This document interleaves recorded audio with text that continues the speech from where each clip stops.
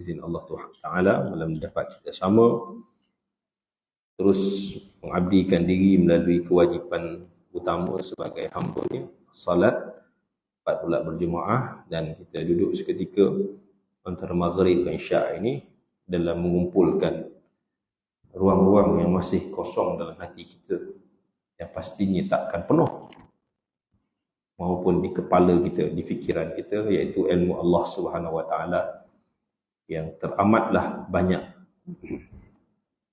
takkan penuh sampai bila-bila kalau diisi.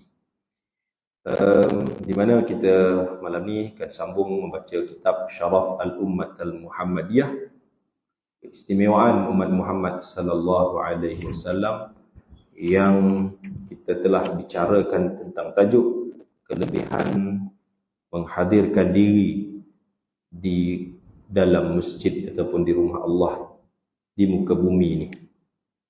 Walaupun malam ni saya diundang last minute lah kan, sejam sebelum maghrib, kerana jarak rumah tu tak jauh sangat, dan memang malam Ahad ni kalau tak balik kampung memang ada je dekat rumah tu, di ke surau je lah. Di surau saya pun malam Ahad ni pun memang malam bersembang. Malam bersembang, tak ada pengajian, kuliah apa-apa. Kita ada kuliah subuh, Sabtu dan Ahad. Kemudian malam lain tu semua mengaji. Jadi malam Ahad kita tak payah mengaji, kita ambil pendekatan berukhuwah, berborak-borak kan, antara maghrib ke isyak. Berak ni penting tau. Kan. Tambah pula kita ni bila taman baharu, sudah tentulah baru nak berkenalan kan, mengetahui latar belakang, datang dari mana kan, asal mana, berapa keluarga kan. Sebab taman saya tu majoritinya orang luar, walaupun duduknya dekat South Semenyih. South Semenyih rupanya Lengging. Itu nama promotion yang dibuat oleh pihak UMland. Macam Cyber South. Ingatkan betul-betul saya berjaya, rupanya dengkil. Itu dia kan, cara nak promosi projek perumahan. Tak apalah. So, saya menyambung perbincangan kita yang dulu kita berhenti pada tarikh catatan saya pada 30 hari bulan 9. Jadi kat sini saya memang jadi pemain gantian lah kan. Ada yang saya diundang tu dapat saya isi, ada yang tak dapat diisi kerana kadang-kadang ada kuliah tempat yang lain juga. Tuan-tuan perempuan muslimin muslimat mati Allah Subhanahu Wa Taala, kita sedang membaca hari itu tentang kelebihan kita pergi ke masjid, ataupun kita kata istilahnya di sini apa, surau ni nama orang Melayu pula Kalau istilah tempat yang kita kata apa, tepatnya dipanggil musalla, tambah mim daripada perkataan asalnya salla. Mim ni menunjukkan isim makan ataupun kata ganti bagi tempat kan. Ta'am, makan, dia tambah mim je, maqam, dewan makan. Susah harap ni, senang je kan. Jadi sajada, sujud, tambah mim, masjid. Jadi tempat-tempat yang lain kan. Jadi di sini difahamkan sekarang ni ada solat Jumaat, walaupun istilahnya surau Jumaat ke, tapi tetaplah bila dah didirikan solat fardu Jumaat yang juga hidup 5 waktu sehari semalam, maka dah diistilah sebagai masjid. Nama tu dasar nama yang dinamakan oleh pengetahuan masyarakat kita, namanya surau tadi tu kan. Dan biasanya pula surau ni pihak kata orang tu jaiz ni dia tak ada sangat kawalan, tapi kalau masjid dia kawal macam-macam lah masuklah pelantikan jawatan kuasa dan juga pegawai-pegawainya. Surau ni dia tak cara sebab pertamanya dia tak berbayar allowance kepada imam je dan Bilal memang. Kalau yang masjid tu dibayar allowance. Di atas kapasiti kerana ke ramai masyarakat dekat menampung di masjid, diizinkanlah untuk buat solat Jumaat. Maka surau seperti ini yang dia ada solat Jumaat, bolehlah masuk dalam keadaan berniat iktikaf, maka dapatlah pahala. Tapi kalau satu hari besok dah ditarik semula, dah combat macam ni dah. Jadi surau biasa. Contohlah kan, kalau boleh dipertahan-tahan kan, kalau tak dapat maka jadi surau biasa. Apapun dalam sesi perbincangan menyatakan tentang tempat menuju solat berjemaah, sama ada namanya masjid lah. Masjid tu memang kita nafikan ada kelebihan tertentu lah. Begitu jugalah yang nama kita panggil surau, yang istilah musalla, tempat salat ini, maka Allah bagi kelebihan-kelebihan bila mana dia mengunjungi tempat itu untuk dia mendirikan salat secara berjemaah. Okay? Baik. Hari itu kita tengok tentang bagaimana orang yang pergi solat berjemaah di masjid, di surau, mendapat pahala yang kita sebut gandaannya 25, ataupun lagi pandangan yang lain menyatakan 27 kali ganda. Bukan solat berjemaah dekat rumah. Dapat juga pahala berjemaah tu, tapi tidaklah pahala seperti pahala menghadirkan diri di masjid. Dia beza tu. Jadi memang ada orang bagi alasan, dia kata saya tak datang masjid dalam surau, sama dia dapat pahala. Tak. Dalam hadis ni sebut bahawa yang datang ke masjid ataupun tempat surau yang kita sadar solat berjamaah, barulah pahalanya digandakan. Seterusnya hadis yang berbunyi, an Ubay bin Ka'ab radhiyallahu anhu qala kana rajul la a'lamu rajulan ab'ada minal masjidi minhu wa kana la tukhti'uhu salatan qala faqila lahu qultu lahu law ishtaraita himaran tarakabu fi dhulumati wa fi ramdai qala ma yasurruni anna manzili ilal masjidi ini uridu an yuktaba li mamsyaya ilal masjidi wa ruju'i raja'atu ila ahli. Faqala Rasulullah sallallahu alaihi wasallam qad jama'a Allahu dzalika kullahu. Panjang sikit hadis ni.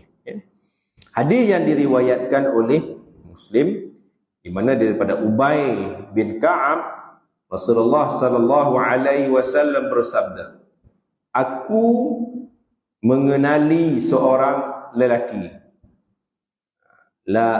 Aku mengenali seorang lelaki itu rajul lelaki ab'ada minal masjid. Di rumah dia tinggal jauh daripada orang lain dari masjid.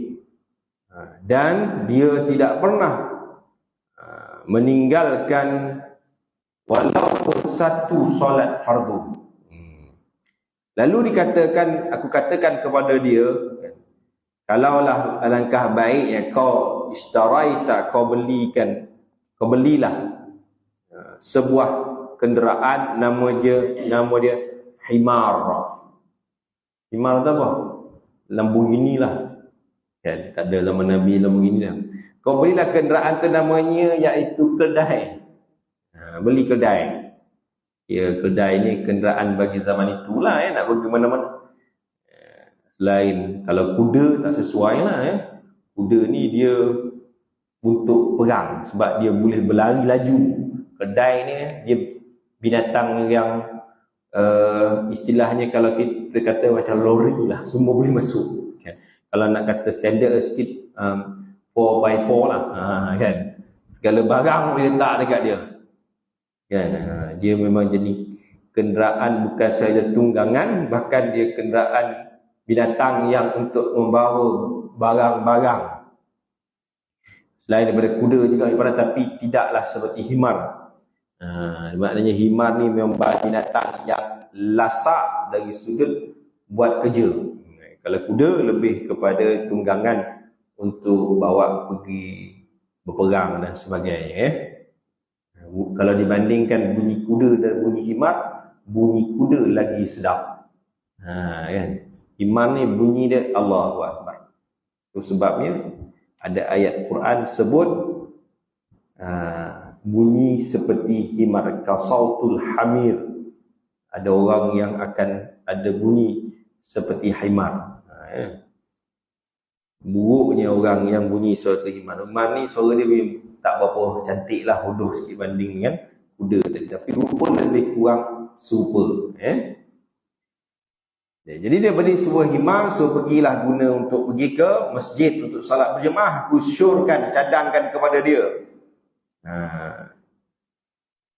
Lalu dikatakan bahawa setelah kau beli, lantas dia pun menjawab, apa yang menggembirakan aku ialah jarak di antara rumahku ke masjid. Seronok dia, jarak yang jauh itu berbanding dengan jarak rumah daripada rumah dia dekat ataupun sebelah masjid. Kerana apa? Aku mahu sekiranya langkahku, dia tak tahu lagi betul tu. Kalau jauh ni aku suka sebab kalaulah dapat setiap langkah ulang-alik tu di antara masjid dan ke rumahku ini dituliskan pahala. Lalu Rasulullah mendengar benda ni, lalu bersabdalah Rasulullah, sesungguhnya Allah Subhanahu wa taala telah menghimpunkan semuanya untuk itu bagimu. Apa bendanya? Segala kebaikan yang ada sepanjang kamu berjalan pergi ke masjid itu adalah kelebihan-kelebihan yang Allah berikan dan diceritakan pula dalam hadis-hadis yang lainnya yang kita jumpa sebentar. Maka sebab itulah ada satu video. Video tu dirakamkan dengan sengaja atau tidak sengaja, wallahu alam, video Arab. Dan orang tu dia di Pelawa untuk naik motor pergi masjid hari Jumaat. Lepas tu dia kata, lah aku tak nak tumpang. Dia pun keluarkan hadis tentang kelebihan orang yang berjalan kaki. Kalau kita ni tak susah nak jalan kaki lah kan. Kita ada kenderaan, naik kenderaan. Paling tidak basikal. Lebih sikit motor. Lagi tidak, tinggi lagi kereta. Cuaca tak mengizinkan sebagainya. Dia kata aku berjalan kaki sebab dia kelebihan yang ada bagi orang yang datang ke masjid dalam keadaan berjalan kaki. Lalu didatangkan hadis, inilah hadisnya. Okey, hadisnya yang berbunyi,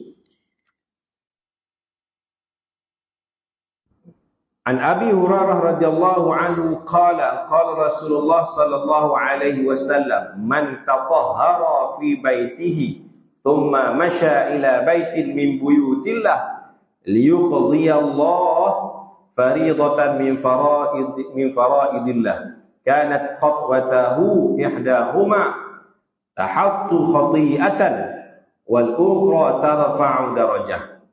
Hadis daripada Abu Hurairah radhiyallahu anhu, Rasulullah sallallahu alaihi wasallam bersabda. Ini syarat ni ya. Man tatahhara, siapa yang dia bersuci dulu dekat rumah dia. Maknanya kelebihan orang pergi ke masjid ni tuan-tuan perempuan, seafdalnya iaitu dia ambil wuduk kat rumah dulu. Ambil wuduk. Kalau nak dapat kelebihan yang disebut seterusnya ini, iaitu summa masya ila baitin min buyutillah, dia keluar berjalan kaki. Berjalan masya tu berjalan dalam erti jalan kaki. Tapi ulama juga bahas bahawa apa-apa kenderaan lah, tak kisah asalkan pergi dengan syarat berwuduk terlebih dahulu di rumah. Maka dia pergi mana-mana masjid untuk menunaikan salat fardu yang telah ditetapkan oleh Allah. Kanat khutwatahu, ni ya, yang Arab tu baca hadis tu. Maka setiap langkah dia, langkah ni, kalau kereta nak langkah apa? Langkah masuk kereta, turun kereta, tu je langkah kan. Naik motor ni tu juga, naik basikal tu juga. Tapi bolehlah mungkin barangkali kiraan pusingan tayar. tidaklah seafdal, seutama seperti jalan kaki. Jadi disebutkan bahawa setiap langkahnya itu akan mendapat satu pahala, akan mendapat satu darjat dan menghapuskan satu dosa. Ataupun dalam hadis ini sebut akan hapus satu dosa dan memberi satu pahala. Maknanya tuan-tuan, nak disebutkan bahawa rumah yang lebih jauh daripada masjid itu lebih baik daripada rumah yang sebelah masjid ataupun dekat dengan masjid. Tapi kita silap tak? Dulu plan beli rumah, aku nak kalau beli rumah dekat dengan masjid. Dah beli rumah tak datang juga. Ada jadi kalau baca hadis ni, seboleh-bolehnya dia nak rumah jauh daripada masjid, kerana nak pergi, bukan pergi jauh-jauh tu supaya selamat daripada tak pergi. Kan? Tak naklah subuh-subuh dengan azan, kacau kan. Itu parah tu, hati dia bermasalah tu. Patutnya kita bersyukur kan, bila ada rumah kat masjid selalu dapat kita dengar azan tu, dapat jawab azan dengan clear jelas kan. Jawab pula azan, insya-Allah kan. Betul boleh pula pergi awal lagi, bantu pula apa yang patut, buka lampu kan, apa yang patutlah kan, buka kunci pintu sebagainya tak? Kalau rumah sebelah masjid lah kalau surau. Tapi yang kadang-kadang rumah yang jauh daripada masjid lebih cepat sampai daripada ni orang yang dekat dengan rumah. Biasa gitu lah, nampak antara begitu ya. Itu kadang-kadang kita ni nak yang kata-kata kalau boleh nak semudah-mudahnya dalam apa-apa urusan tak? Tu kalau duduk apartmen tuan-tuan, kan apartmen, kalau boleh kereta tu, motor tu bawa naik atas lift tu duduk depan rumah. Kalau boleh kan, nak sampai tahap mudah gitu, tak nak parking jauh-jauh kan. Tu kita fikir apa yang kita buat. Kalau boleh semua nak mudah-mudah belaka. Sedangkan dalam situasi seperti sebegini, pergi ke masjid dalam rumahnya yang jauh daripada masjid, maka pahalanya lebih banyak berbanding orang yang dekat di rumah bila dia melangkahkan kaki. Dengan syarat tadi tu, kita mesti mulakan di rumah dengan berwuduk terlebih dahulu. Saya dipahamkan bila saya dengar dekat IKIM ya, yang masjid, antara masjid yang diviralkan jemaah dia ramai, penuh. Baru pun ada orang share juga kan. Dalam satu video TikTok ke mana saya pun tak ingat di masjid di Temerloh Jaya. Saya dengar dekat IKIM bila dia ditemu ramah oleh pengurusi dia. Dia kata yang menjadi salah satu faktor orang datang ramai, saya baca hadis ni sekerap yang mungkin hadis ni. Walaupun tak dinafikan hakikatnya bahawa Temerloh Jaya tu padat penduduk dia. Ramai penduduk dia mempadat lah ya. Jadi memang boleh datang ramai. Tapi kalau ramai pun kalau hati dia tak mau nak datang, macam mana tak? Tapi hakikatnya disebut bahawa oleh pengurusi tu, Prof tak silap saya, dia kata selalu dia baca hadis. Dia lepas semayang dia baca, Jumaat dia baca hadis ni. Kata baca lah, jangan tulis kat skrin ni, ambil skrin. Baca hadis ni, bukan baca daripada hadis, baca yang Melayunya terjemahan dia. Siapa yang datang ke masjid apa ni dalam keadaan berwuduk dapat satu pahala, dihilangkan satu dosa kan. Sebab kita buat dah selain pada waktu tu.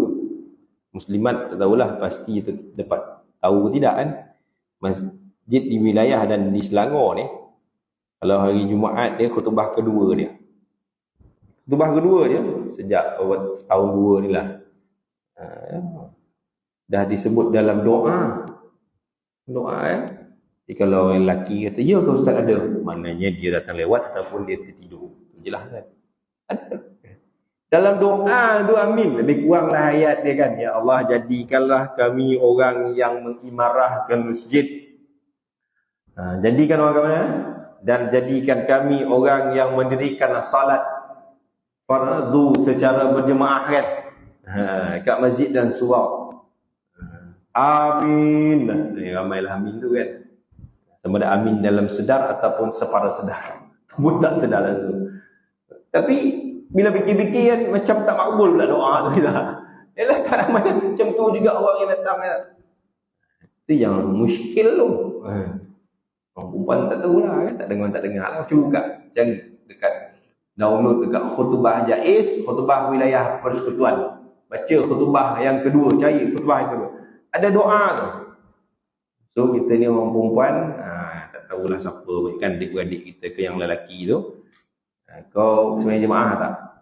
Duduk Selangor dengan ni lah, dengan wilayah lah. Apa pula maknanya doa kau tu tak makbul lah kata. Apa dia? Kalau khutbah kedua tu ada minta doa solat tangguh jemaah. Jadi kau tak datang kata. Jadi Allah tak jentik hati. Tu sebab tuan-tuan, bila ada ulama sufi, ni pun diviralkan juga, saya dapat satu video kan, menarik. Video ni ulama sufi kata, kalau dah kita ni tak nak pergi masjid, sukar untuk pergi masjid, seolah-olah Allah tidak mahu menerima kita sebagai tetamu dia. Allahu Akbar. Seolah-olah. Apa tempat yang baik di bumi ni tuan-tuan? Masjid lah. Surau lah. Macam mana orang cuba mempertahankan Masjid Aqsa tu kan? Ya, macam itulah sepatutnya kita berusaha untuk sampai kat masjid, ke tempat kita. Kita tak mampu nak pergi sana. Buat lawatan je lah kan. Ada duit pergilah, tak ada duit tak ada. Yang orang berperang hari ni lagi pula kita mampu berdoa ya. Tak boleh nak buat apa dah. Dua benda kita boleh buat, berdoa dan infakkan harta kita. Itu je.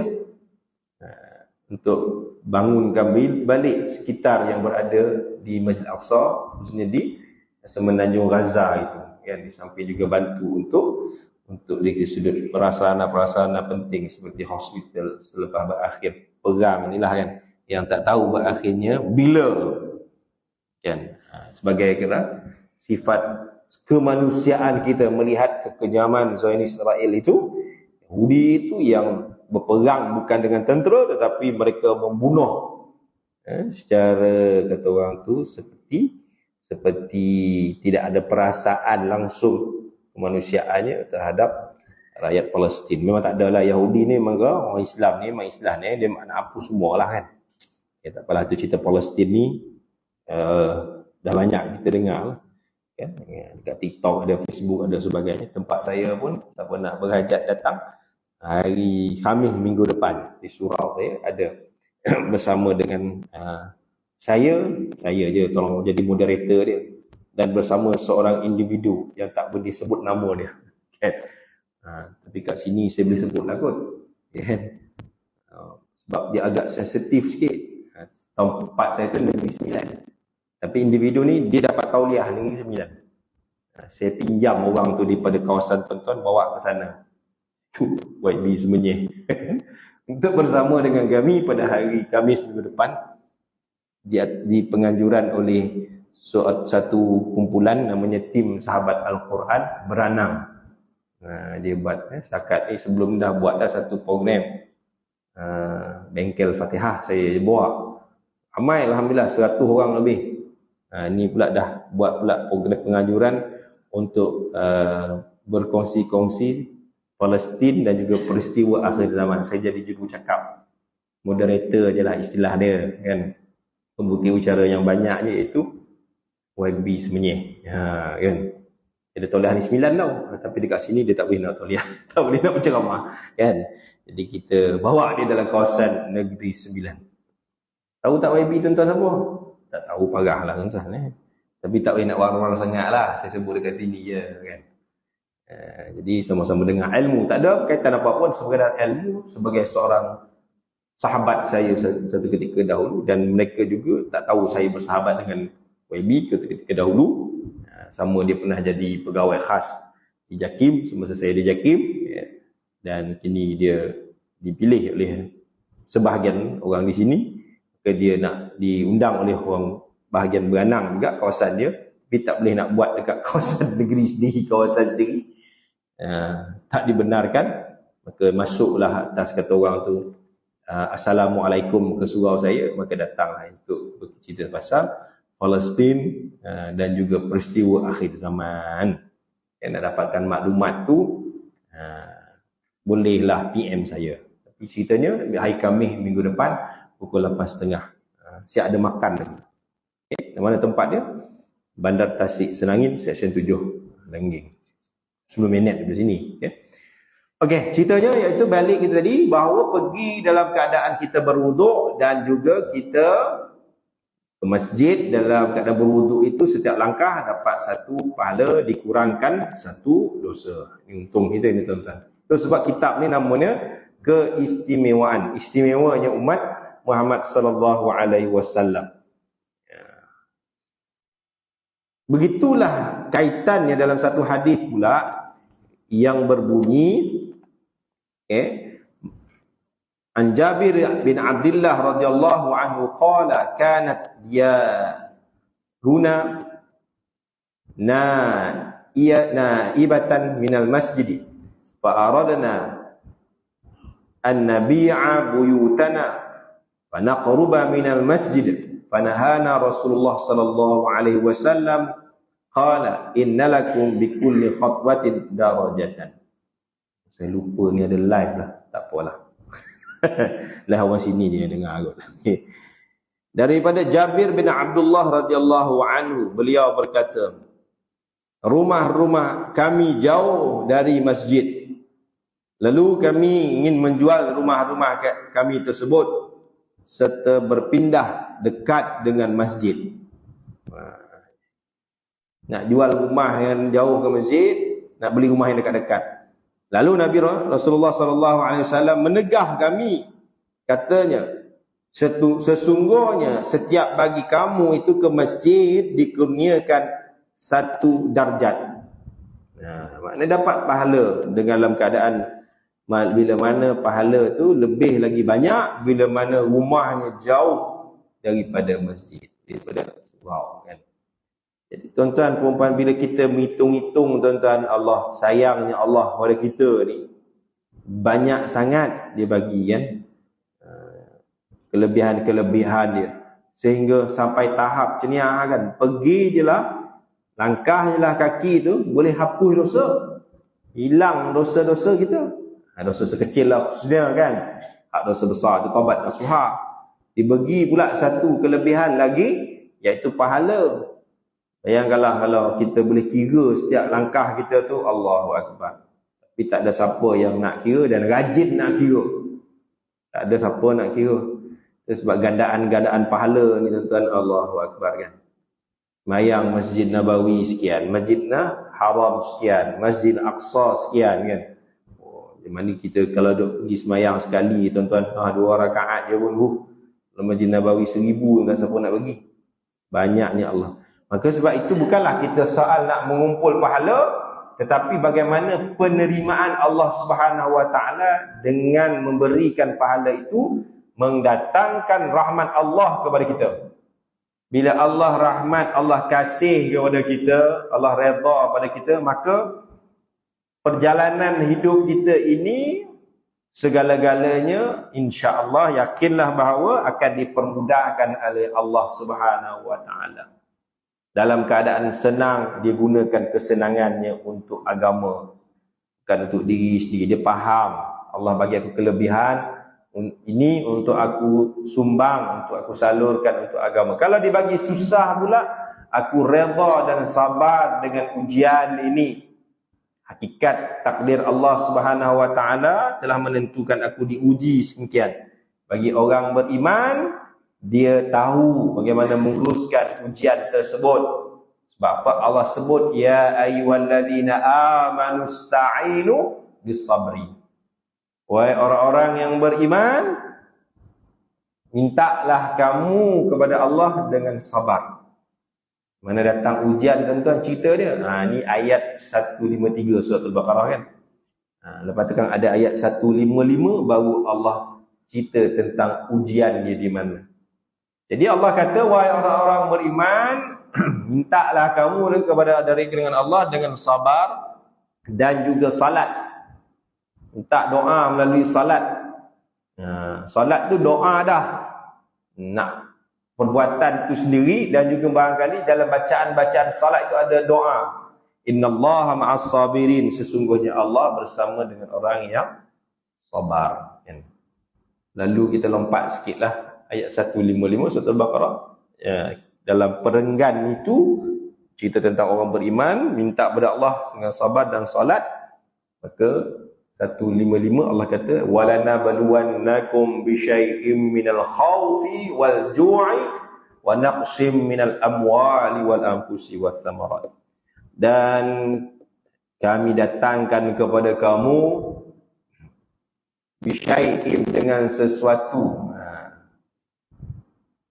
minal amwal min syai'in minal wa nabluwannakum bisyai'im minal khauf. Kami datangkan kepada kamu sesuatu dengan sesuatu yang khauf, menakutkan, wal ju' dan datangkan kepada kamu dalam bentuk kelaparan, dan datangkan kepada wa naqsim minal amwal, dikurangkan kamu daripada harta kamu, wat tamarat, dan juga dikurangkan ujian berbentuk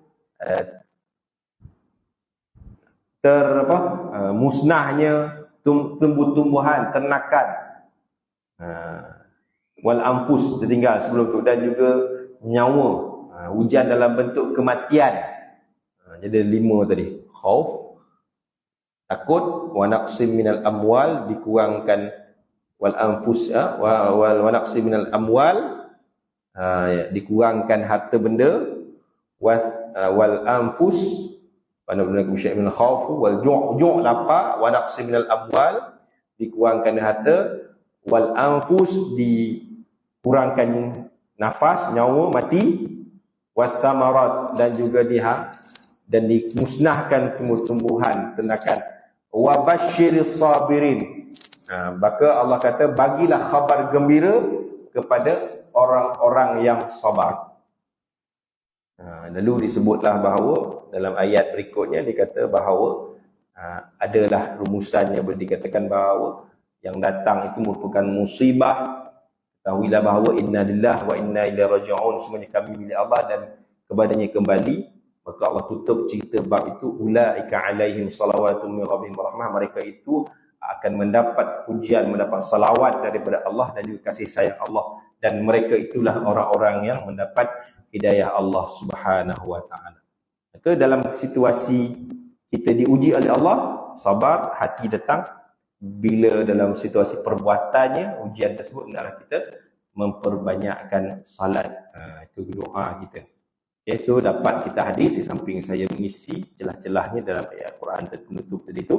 Di hadis yang kita baca 3 berkaitan dengan kelebihan menghadirkan diri kita ke rumah Allah yang mulia ini, pastinya mendapat kelebihannya, dan juga kita dijadikan orang yang tidak mahu disebut oleh ahli sufi tadi itu orang yang seolah-olah tidak diterima sebagai tetamu Allah. Dan ditambah satu lagi penutup, sekiranya orang itu tidak mahu membaca Al-Quran, seolah-olah Allah tidak mahu bersembang dengan dia. Orang sufi cakap macam itu. So kita buatlah, kajiankan, lazimkan semua. Kita kata istiqamah kita untuk pergi ke masjid surah, dan lazimi kita dengan kita membaca ayat Al-Quran. Jadi sekadar itu untuk malam ini.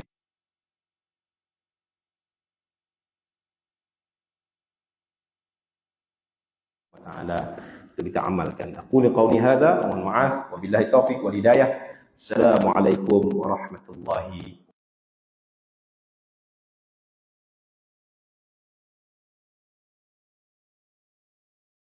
wabarakatuh. Wa sahbihi ajma'in. Allahumma zidna ilma warzuqna fahma nawwirna